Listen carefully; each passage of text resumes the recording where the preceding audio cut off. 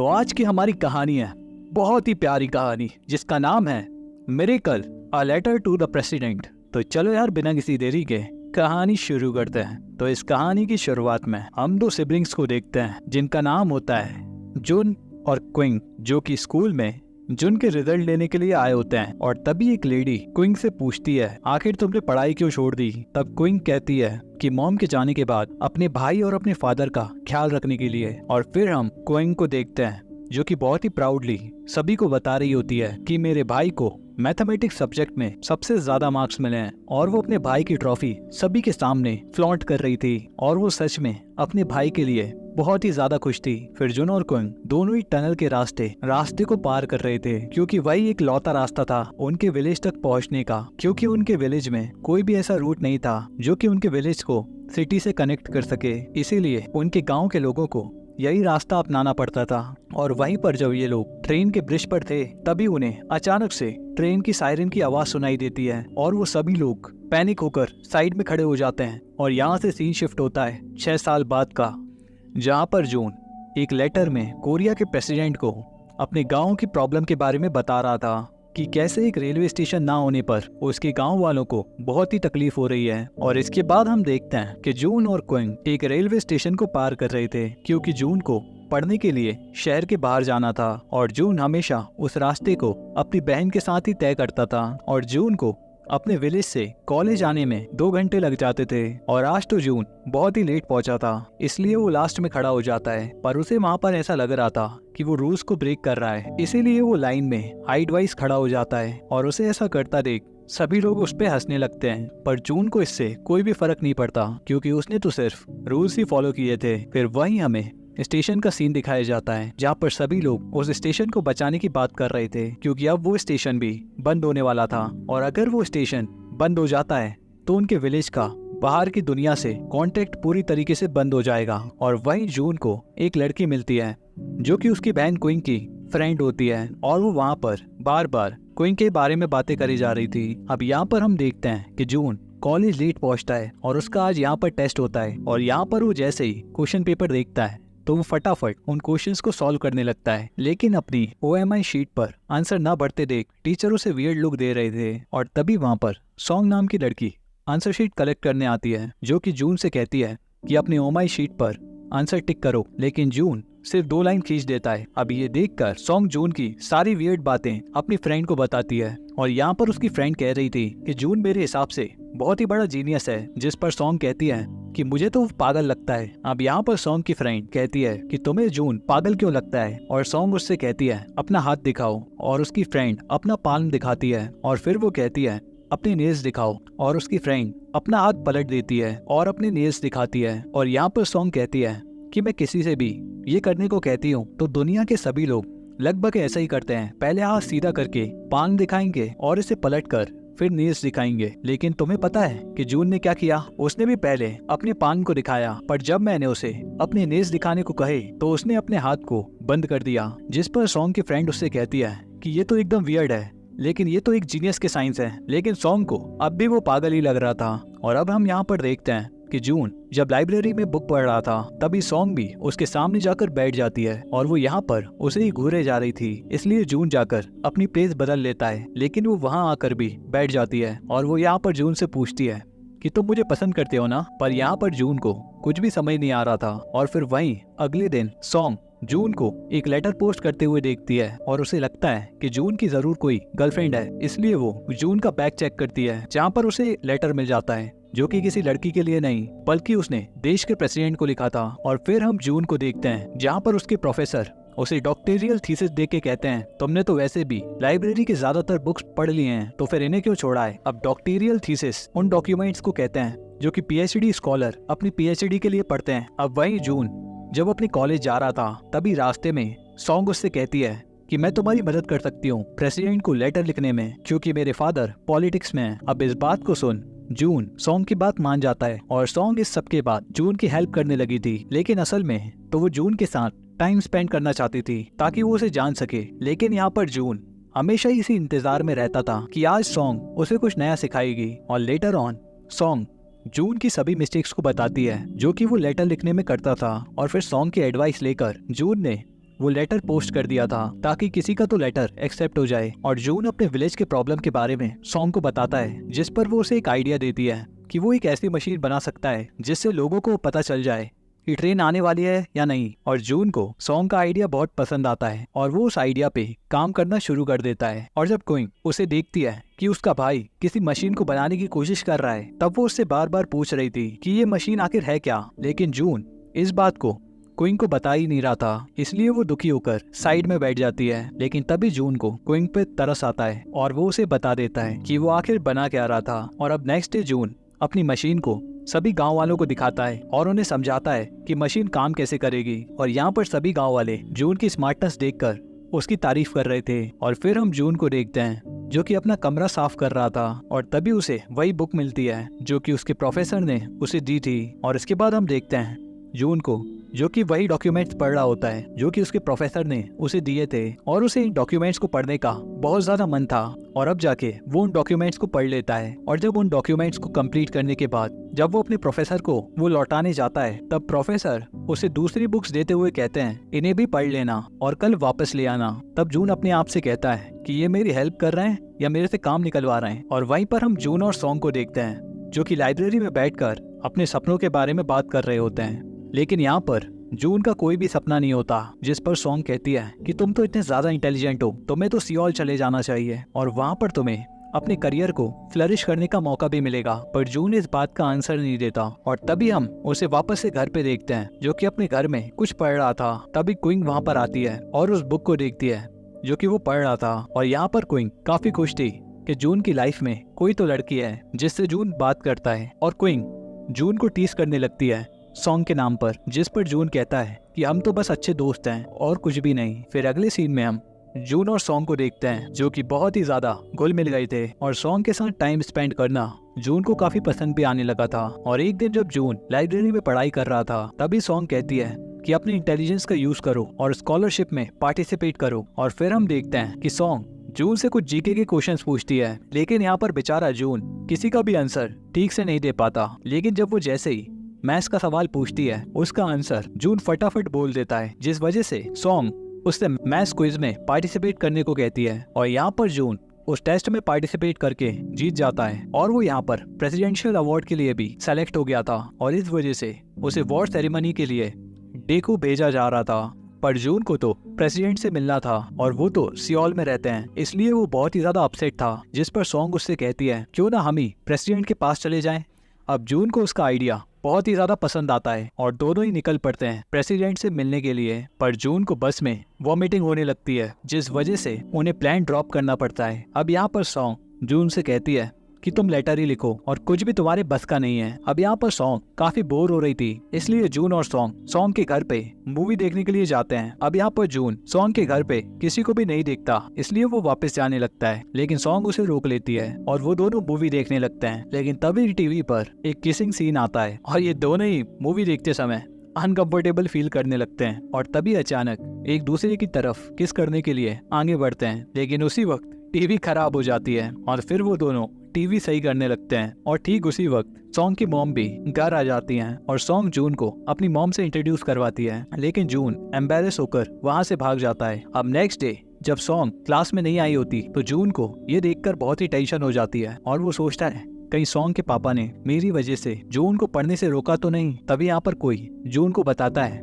कि सॉन्ग अपने फादर के साथ नीचे ऑफिस में बैठी है। अब जून सॉन्ग को अपने फादर के साथ बैठा हुआ देखकर कहता है कि अंकल, सॉन्ग की इसमें कोई भी गलती नहीं है, हम बस टाइम पास कर रहे थे, प्लीज उसे कुछ मत कहना। लेकिन यहाँ पर सॉन्ग उसे इशारे में बताती है कि जो वो समझ रहा है वैसा कुछ भी नहीं है और तभी जाकर जून चुप हो जाता है। अब सॉन्ग के फादर जून का इतना प्यारा नेचर देख के उसके सामने उसकी पढ़ाई स्पॉन्सर करने का प्रपोजल रखते हैं। और फिर हमें जून को दोबारा दिखाया जाता है जो कि अपने घर आ रहा था, लेकिन तभी उसे अपनी मशीन दिखती है जो कि खराब हो चुकी थी। और जब वो थोड़ा आगे बढ़ता है तो वो नोटिस करता है कि एक लेडी का एक्सीडेंट हुआ है और एक्सीडेंट देखकर वो पैनिक हो जाता है। और तभी हमें एक फ्लैशबैक दिखाया जाता है जहाँ पर हम देखते हैं कि जब क्विंग और जून ब्रिज क्रॉस कर रहे थे, तभी वहाँ पर ट्रेन आ जाती है जिसमें जून और क्विंग दोनों साइड हो जाते हैं। लेकिन तभी वहाँ पर अचानक से जून की ट्रॉफी नीचे गिर जाती है और अपने भाई की ट्रॉफी को पकड़ने के चक्कर में क्विंग भी वहाँ पर गिर गई थी। मतलब क्विंग पहले ही वहाँ पर मर चुकी थी और जो शख्स जून के साथ रह रही है वो क्विंग की सोल थी। और फिर हम देखते हैं कि जब उनके फादर को पता चला कि क्विंग पानी में गिर गई है तो वो पागलों की तरह उसे ढूंढ रहे थे, पर उन्हें सिर्फ जून की ट्रॉफी मिलती है और क्विंग की डेड बॉडी तो उन्हें देखने को भी नहीं मिलती। वहीं जून जो कि घर वापस आता है तो उस ट्रॉफी को घर के बाहर फेंक देता है, क्योंकि इसे बचाने के चक्कर में उसकी बहन क्विंग की मौत हो गई थी। और फिर थोड़ी देर बाद जब जून घर पर आता है तब ट्रॉफी अपनी ही जगह पर पड़ी हुई थी। तब यहाँ पर जून क्विंग को देखकर रोने लगता है और उससे कहता है कि मेरे पास ही रहना, क्योंकि अब मेरे पास मम्मी भी नहीं है और उसके बाद तुम भी चली जाओगी तो मेरे और मेरे फादर का ध्यान कौन रखेगा। इसलिए क्विंग वहीं पर रुक जाती है और इसलिए अब तक वो जून के साथ ही थी, क्योंकि अगर वो उसके साथ नहीं होगी तो उसका भाई इमोशनली टूट जाएगा और सिर्फ अपने भाई के लिए क्विंग एक आत्मा बनकर उसके साथ रह रही थी। और फिर हम दोबारा से प्रेजेंट का सीन देखते हैं जहाँ पर सॉन्ग जून को अपने साथ सोल ले जाने को आई थी, पर जून उसके साथ सियोल नहीं जाता क्योंकि उसे अपने गांव में स्टेशन बनाना था।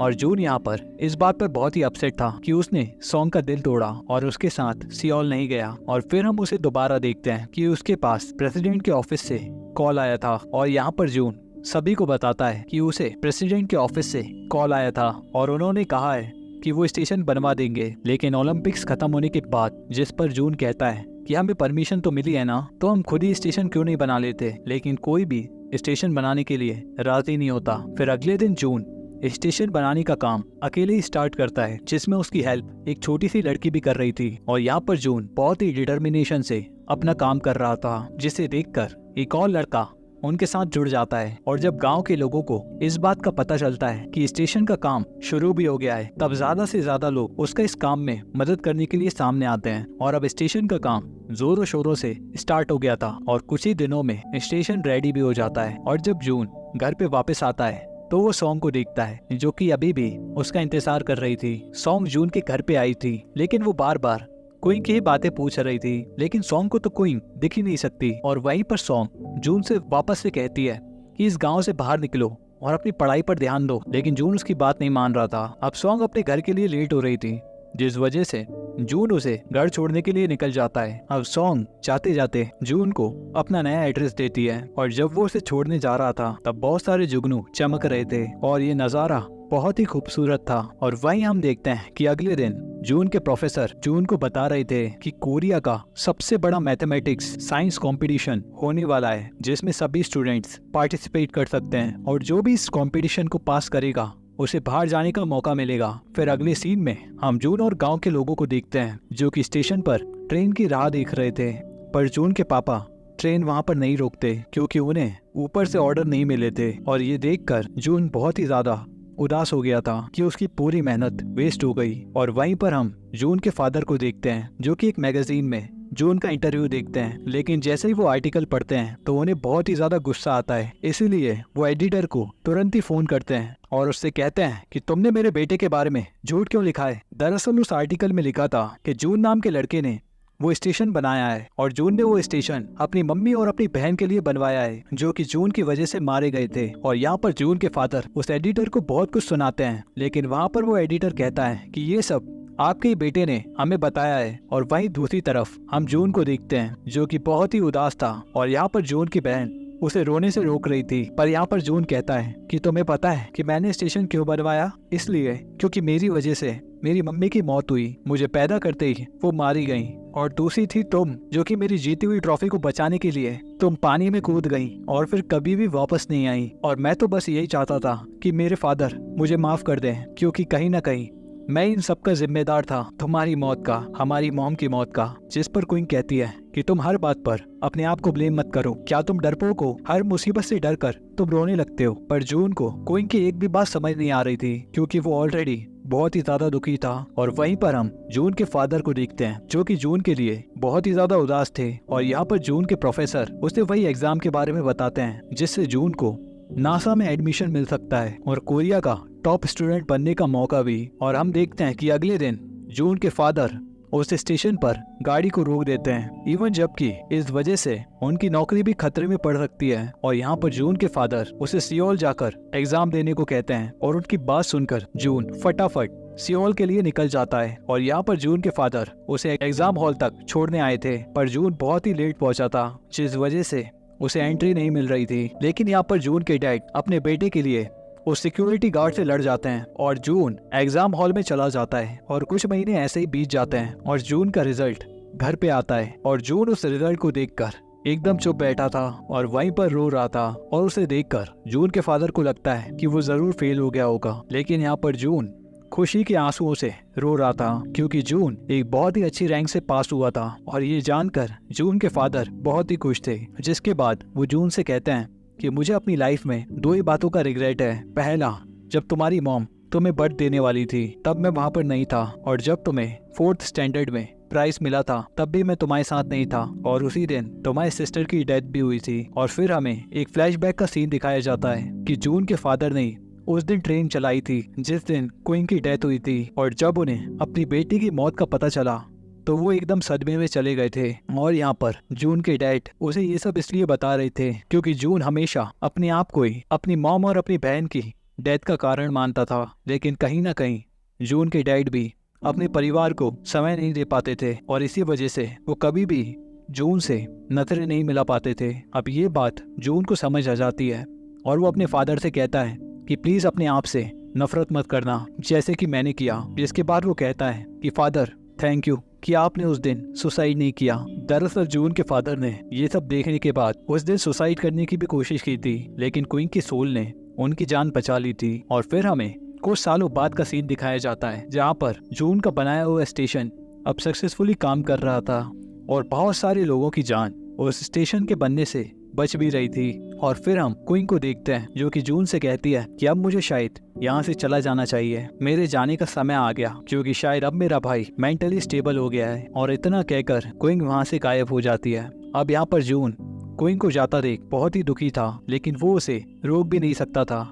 फिर अब अगले सीन में हम जून को देखते हैं जो कि सॉन्ग को एयरपोर्ट लेने गया था, लेकिन वहाँ पर सॉन्ग उसका स्वागत उसे मार पीट कर करती है क्योंकि जून ने उससे काफी दिनों से बात नहीं की थी। और यहाँ पर सॉन्ग उससे कहती है कि मैं तुमसे शादी सिर्फ एक कीमत पर करूंगी अगर तुम किसी और लड़की की तरफ पलट कर भी नहीं देखोगे और कभी बीमार नहीं पड़ोगे। लेकिन जून बिना कुछ सुने सॉन्ग को किस कर लेता है और यहाँ पर ये मूवी खत्म हो जाती है। अब ये कहानी बहुत ही ज्यादा प्यारी थी जहाँ पर हम देखते हैं कि इस कहानी का असली राज तो लास्ट पे खुलता है, जहाँ पर जून अपनी सारी जिंदगी अपने आप को अपनी मॉम और अपनी बहन का और उसने समझता मिटाने के लिए ये स्टेशन बनवाया था। और देखा जाए तो था तो वो सिर्फ एक स्टेशन ही, लेकिन उस स्टेशन की वजह से काफी लोगों का जीवन बदल गया और बहुतों की जिंदगी बच भी गई। और यहाँ पर जून ने एक बहुत ही बड़ा काम करके दिखाया जहाँ पर वो अपने करीबियों को खोकर खुद को बर्बाद नहीं करता, बल्कि उल्टा दूसरे लोगों की जिंदगी में उनके काम आता है। और इस दृढ़ निश्चय के साथ कि जो उसकी मम्मी और बहन के साथ हुआ वो चीज दूसरे किसी शख्स के साथ ना हो। और यही बात